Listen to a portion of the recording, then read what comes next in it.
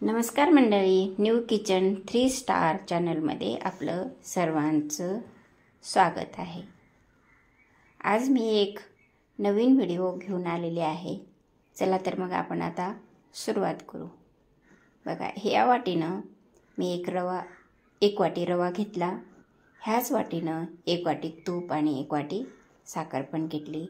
10-15 काजू आणि बदाम घेतले आणि 1 चमचा वेलची पावडर घेतली। गॅसवर कढई ठेवली। कढईमध्ये 2 चमचे तूप टाकलेलं आहे। बघा, 2 चमचे तूप टाकलेले। आता तूप पण गरम झालेलं आहे। आता मी त्याच्यामध्ये हे काजू आणि बदामचे काप टाकून थोडं भाजून घेते।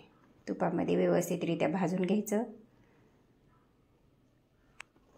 अशा पद्धतीनं व्यवस्थित फ्राय करून घ्यायचं हे तुपामध्ये। आता हे सगळं आपण एका प्लेटमध्ये काढून घेऊ। आता व्यवस्थित भाजलेलं आहे खमंग असं। तुपामध्ये भाजलेले हे काजू आणि बदाम आपण जर शिऱ्यामध्ये टाकले तर फार खमंग लागतात, चविष्ट लागतात। खायला पण मजा येते, व्यवस्थितरित्या चविष्ट असल्यामुळं छानच लागतं।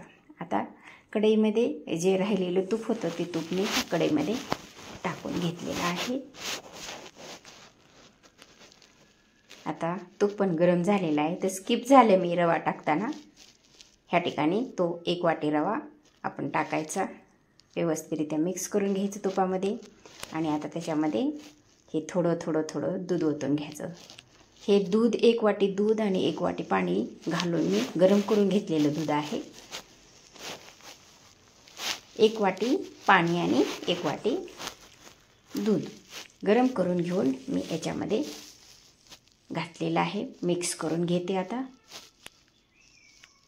बघा, अशा पद्धतीने हे सगळं मिक्स करून घ्यायचं।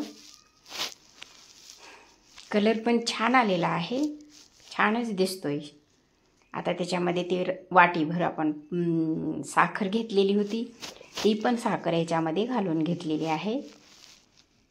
आता हे सगळं व्यवस्थितरित्या मिक्स करून घेऊ।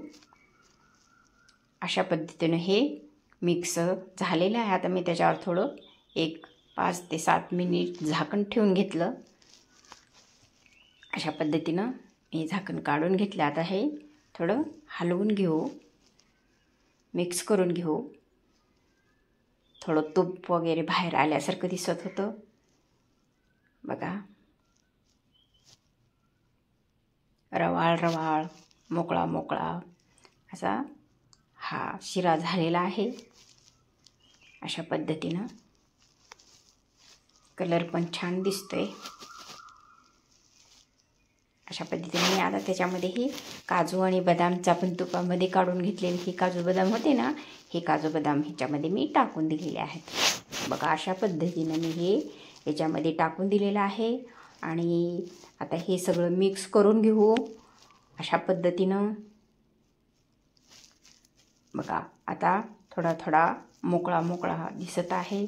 आता त्याच्यामधलं पाणी पूर्णपणे रव्यानं आकसून घेतलेलं आहे। आता मी त्याच्यामध्ये हे 1 चमचा विलायची करून ठेवलेली होती, ही 1 चमचा विलायची मी याच्यामध्ये टाकून घेतलेली आहे। आता मी याला थोडंसं हलवून घेते, मिक्स करून घेते सगळं याच्यामध्ये। बघा, आता शिरा मोकळा दिसत आहे। तूप वगैरे सगळं रव्यानं आकसून घेतलेलं आहे, सगळं मिक्स झालेलं आहे। आपण याच्यामध्ये विलायची टाकली, काजू बदाम टाकले। अशा पद्धतीने हा शिरा झालेला आहे। आता मी एका प्लेटमध्ये काढून घेते। अशा पद्धतीने मी या प्लेटमध्ये काढून घेतलेला आहे।